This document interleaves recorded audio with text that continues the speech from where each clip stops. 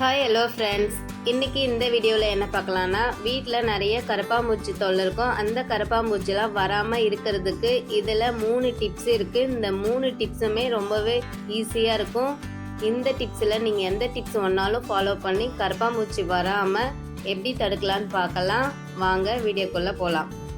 இப்போது இதில் ஒரு 5-6 கிராம்பு எடுத்துக்கோங்க. அந்த கிராம்பு கூடயே பிரிஞ்சி இலை, பிரியாணிக்கு போடுற இலை எடுத்துக்கோங்க.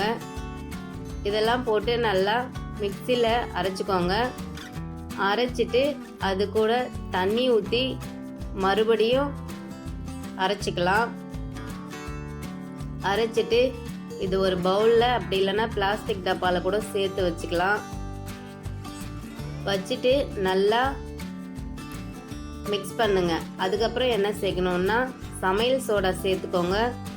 சமையல் சோடா சேர்த்துட்டு கொஞ்சமாக நல்லா மிக்ஸ் பண்ணிவிட்டு இதை வடிகட்டி உங்ககிட்ட ஸ்ப்ரே பாட்டில் இருந்தால் ஸ்ப்ரேயில் ஸ்ப்ரே பண்ணிக்கலாம். அப்படி இல்லைன்னா இதை அங்கங்கே கரப்பாம்பூச்சி வர இடம்லாம் தெளித்து விடுங்க. கரப்பாம்பூச்சி அப்பப்போ நீங்கள் தெளித்து விடுங்க, வராது. 2வது டிப்ஸ் என்னன்னு பார்த்தீங்கன்னா, 2 பச்சை மிளகாய் எடுத்துக்கோங்க.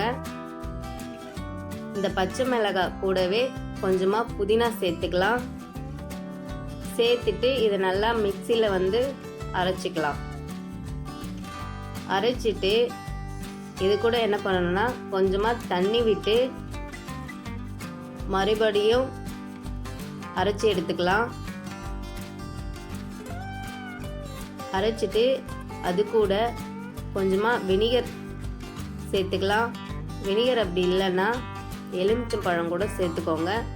அது கூட சமையலுக்கு யூஸ் பண்ணுற சமையல் சோடா சேர்த்துட்டு இதை நல்லா மிக்ஸ் பண்ணிக்கலாம்.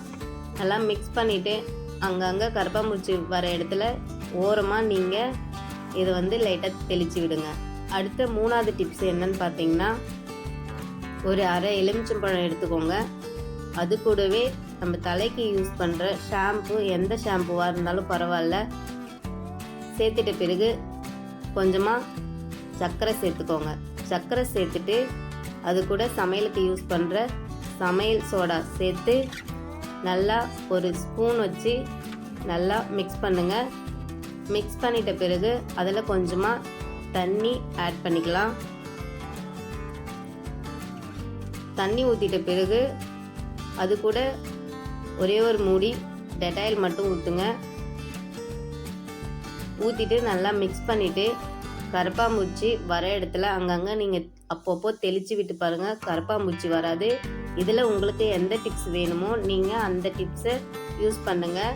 இந்த வீடியோ உங்களுக்கு பிடிச்சிருந்தா வானயம் சேனலை லைக் பண்ணுங்கள், ஷேர் பண்ணுங்கள், மறக்காமல் சப்ஸ்கிரைப் பண்ணுங்கள்.